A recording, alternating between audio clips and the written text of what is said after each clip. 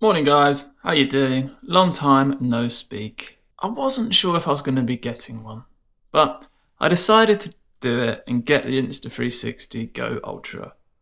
I mean, the videos I've seen look incredible. It gives you a very different perspective of capturing things. I don't have to worry about big clunky cameras to capture like POV shots and stuff like that. It's just, yeah, I think I'm going to be able to get a few different unique angles, just something to spice up my videos.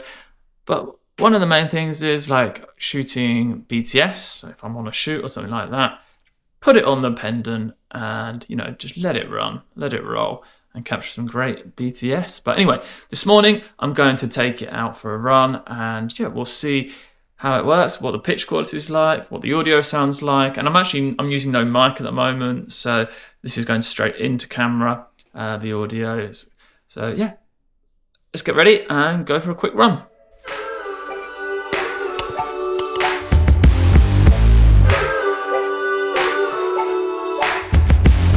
My mind is playing games with things I can't believe. Fake news coming off my screen. So we're just going to go out and test the Go Ultra. I've obviously got the headband on with the easy clip, the easy headband, and we're going to see how it looks. I mean, sunlight's pretty horrible, pretty harsh.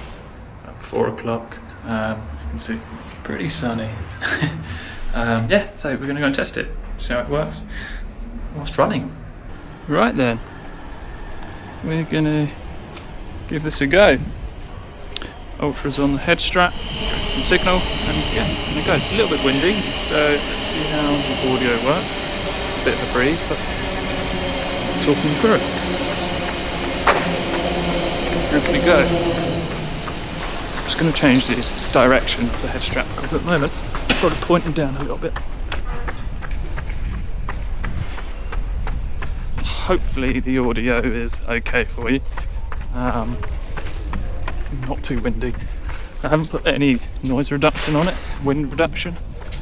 So yeah, there could be a bit of interference, but when I was testing this yesterday, the audio was crystal clear, which was a massive positive because, I mean, the mic, which is on my head, is picking up the audio perfectly. So how does this footage look? Is it pretty good? I mean, we're pretty harsh sunlight. We're about 3 o'clock in the afternoon here in London, so the sun is right above us, pretty intense. So in terms of settings, what I have for this run, I've actually just put it to the running preset in the settings, which is 50 FPS, and I've also got it in standard colour profile with mega view. So for vlogging, just walking around, POV, I like it linear, in linear mode, because I think in action mode and in ultra mode, FOV, it gets a little bit too wide and warpy, so just keeping it in linear mode for vlogs and any sort of POV shots. But for running, I've got it in mega view and 50 FPS color standard profile, along with auto shutter and ISO 400 max, which is manual, but half manual, half auto, you could say, not fully auto. So I think I was noticing quite a lot of noise when I had in fully auto, obviously, and then I was trying to raise the shadows up, especially in HDR mode. So I was getting quite a lot of noise in the shadowy parts. One thing I did notice is if you don't lock the screen and you've got it anywhere near and you're moving it around or you're slightly sweaty. So I'm just keeping it in a back pocket in a running pouch. So it's just, if your hands are at all sweaty or it touches anything slightly sweaty, it just changes the settings.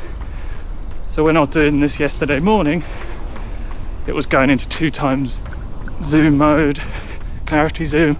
It was taking pictures, and that was interfering with the audio. The audio stopped working and it got really jumpy. So I made sure I blocked the screen this time, because that was not ideal. I was hoping, it was a really nice morning, so I was hoping I'm going to get some nice video, but it wasn't really usable because it was just cutting out every now and then because it was trying to take a picture. And yeah, the 2x zoom didn't look great, in my opinion. So hopefully that's going to sort the issue today. So why have I picked this camera up? Why have I picked the Go Ultra up? Haven't you got enough action cameras? Yeah, but I wouldn't really, would I put this as an action camera? I'd put it more as a lifestyle POV camera, to be honest, which I get other cameras can do as well. This one is a little bit more unique, especially with the pendant around your neck. You can just capture such nice sort of POV shots, you know, if you just do it behind the scenes. So if you're a photographer or videographer or something along those lines, you just want to capture your kids or whatever, the Go Ultra is perfect for that.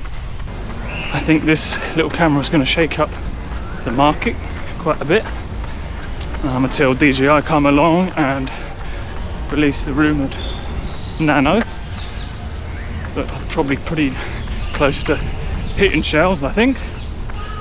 So we are in quite a noisy part of London, Kennington Park, big main road over there to my right. We've got a lot of traffic and, you know, general city happenings. So not a quiet environment, but a good test of the onboard audio for sure. That's what we like to see. Just come around this tree. But yeah, big main road to my left. So good test of lighting conditions here as well for the Go Ultra.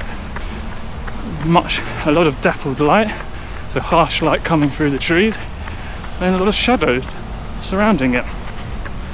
So not always the easiest sort of light for action cameras because of sensor sizes and whatnot. But yeah, from a couple of testings, it looked like it was doing a pretty good job. But that was at first thing in the morning as the sun was rising, and as I said earlier, we've got some pretty harsh lighting conditions now, so probably not the nicest.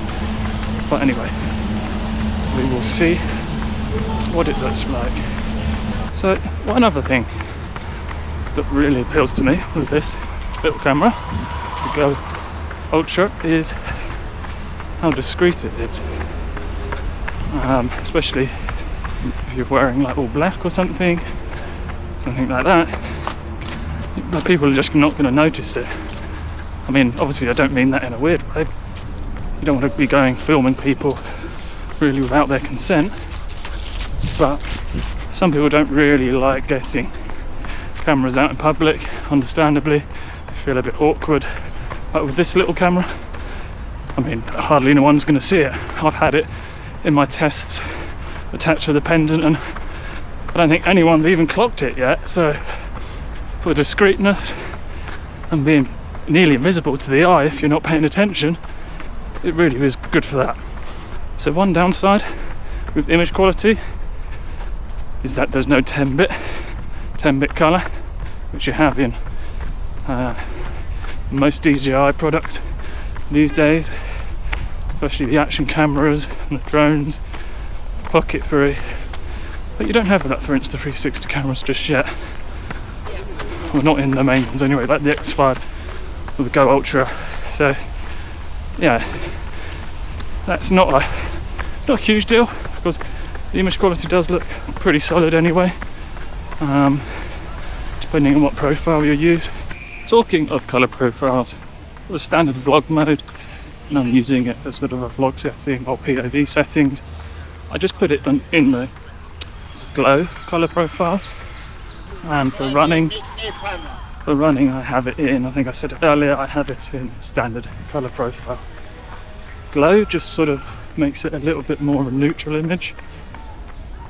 You could say slightly flattens the colours a bit, which gives you a little bit more leeway for colour correction and colour grading in post-production. I mean, I wouldn't push the colours of an 8-bit image too much in colour grading, because you will soon find that the quality doesn't hold up and it really breaks the image. So yeah, and in terms of the other more creative profiles, I haven't tried those yet. They look a little bit more filmic, but yeah, I will experiment and see. But glow seems to be pretty good for more, bit of a flatter, less saturated image, bit of a not softer image, but yeah, definitely flatter. So I hope this has given you a good sort of idea of what this camera can look like whilst running or using it in sort of action scenarios, real world scenarios, you say, instead of just walking around. Actually put it through its paces a bit. Granted, I haven't got it in full auto, so stabilization could be impacted slightly, but shouldn't have too much of an issue, because I've got the shutter speed in auto, so that should be plenty quick enough for good stabilization. There might be a little bit of jitter in sort of the leaves and the top of the trees, because that's always a good indicator how things hold up on action cameras. But yeah, from what I've previewed so far, it looks okay. I was noticing quite a lot of noise in the shadows. I mean, you could do a bit of noise reduction, but you know, with these sorts of cameras, you don't want to be doing lots of post-production on it. You want to just be using it for cool creative shots that you wouldn't easily get with normal mirrorless camera or DSLRs or any camera for that reason. Because of the size, you can get really creative, and it being waterproof, you know, put it in a glass of water, chuck it in the sea, chuck it in a pool, perfect. Yeah, what else is cool? Well, I think that the back of the standalone camera is magnetic, obviously, a big one, so you can attach it to almost any metal surface if you can magnetize it with the back of it. He's having a boogie, that guy, with his loudspeaker on. Pretty normal around Kennington Park. Yeah, I could plonk it on here if I wanted to. On here. Anywhere where there's a gate or metal should work. And you can get nice, instead of carrying around a tripod or something like that, just plonk it on something metal, on these bins, right here. And there you go. So I do want to give you a quick demonstration of what it's like running with the pendant. And warning, it might make you feel a bit nauseous because it goes all over the shop. So 3, 2, 1, running with a pendant. Okay, so we've got the pendant on now, and I would imagine, obviously I can't see, I'm not monitoring it, but I'd imagine the footage is jumping up and down all over the place. So walking with a pendant works really well, but running with a pendant, unfortunately, is certainly a no-go, which is kind of stating the obvious, but just because it bounces off your chest too much. So, sorry, that's enough of that. We'll stop now. And there we go. back onto the easy headband. Much better, much smoother. In stabilisation, not entirely sure if I've got it in standard or high. I'll leave it on the screen right now, what mode it is, can't check right now. But yeah, stabilisation seems to be okay, pretty good whilst running with the Go Ultra. I will do now a quick comparison of just ungraded footage compared to graded footage. I use Dehancer to grade my footage, so let's see how the 8-bit image holds up. 3, 2, 1. Normal 8-bit 4K footage versus graded 8-bit footage, 4K footage. How does it look? Let me know in the comments. So I think one of the coolest things with the Go Ultra is this action pod. Sorry, try and keep it in. A bit difficult when running, but yeah. The action pod, you can monitor yourself with it. You can use it to charge the pod quite a few times. And yeah, very useful tool. So I want to share a little story, an absolute nightmare I had yesterday with this. Bear in mind it was brand new. I started running, had the Go Ultra in my pocket, my running belt, along with the action pod as one. And about 30 meters leaving my front door, it managed to fly out of my running belt, scratched the lens shield, the lens guard, scratched the outside of the casing of the action pod. And to say I was upset, it is a massive understatement. I nearly rolled on the floor and started crying because it was literally an hour old and I've already scuffed it. It's not going to stay pristine for long, put it that way. As long as I don't damage the lens or the screen on the action pod, it should be all good. We're coming to the end of the run now. I hope you enjoyed that little Go Ultra by Insta360 review. My initial thoughts whilst running, and of course putting it through its paces, using it how it should be used, partly, or one use of it anyway. So yeah, that's it for this one. If you liked the video, give it a thumbs up. If you fancy being generous, give me a subscribe, and I will see you in the next one. Thanks guys.